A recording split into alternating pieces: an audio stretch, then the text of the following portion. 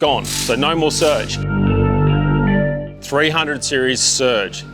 Nearly every customer that has a 300 series has probably witnessed this. In standard form, tuned form, there's a whole lot of range of different variations that this surge can come in play. The main cause of it is holding your foot in a steady position around that 2100 RPM area at a load point that's usually to do with highway speeds, and that will give you the surging problem. I drove my own car for 6 months, not even realizing it had an actual problem until a customer came in and explained it to me about how the surge is happening. We went for a drive in his car. He showed me exactly where the surge was. I then jumped into my own car and reproduced the same scenario, and it was horrific. I couldn't believe how bad the surge actually was. Toyota then brought out a software update that allows the turbo change for the bypass for the two turbos to be pushed out a little bit later. It's about 200 RPM. So people who get this software update will notice that it's a little bit flatter, but it doesn't solve the surge. All it does is move the spot from point A to point B, and it's just up a little bit more, and it really doesn't fix the problem. This is such a big thing that we've wanting to be solving for the last 3 years. This car's been here. We knew about the problem pretty early on. It's a huge complaint that everyone has about this car. It doesn't matter of who you are, all the 300s I've ever had in here, standard, tuned, whatever, they all do it.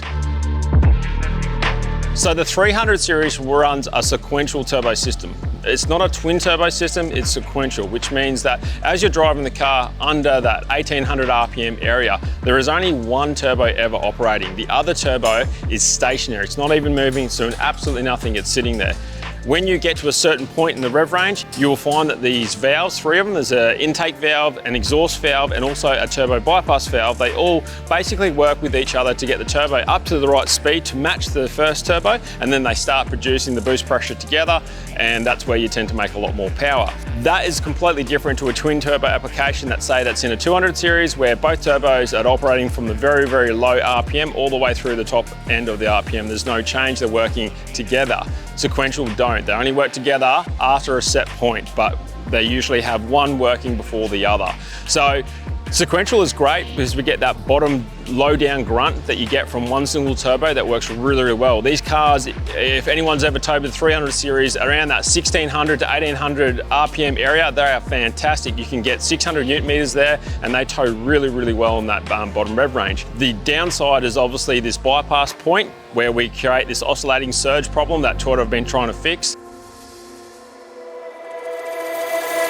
One of the things that we did is that we invested a fair bit of time understanding how we could come up with a solution to fix this. And what we've done with our multi-mapping is we forced the turbos to be on one turbo while towing, and this definitely eliminates the surge. The problem is you'll still get the surge there in the other tunes, and that's purely because we're still running the factory routine with how the valves operate. But I'm really stoked that we have found a solution to be able to fix the surging issues in the 300 series. It requires some mechanical components to be put on the car as well as software updates to allow the product to work properly.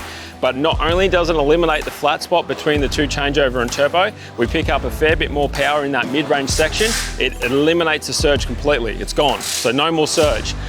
The response of the car is tenfold. You don't get that surge in between where the car wants to take off. It's just linear straight through it. So I'm really, really happy with how we've able to get to this point.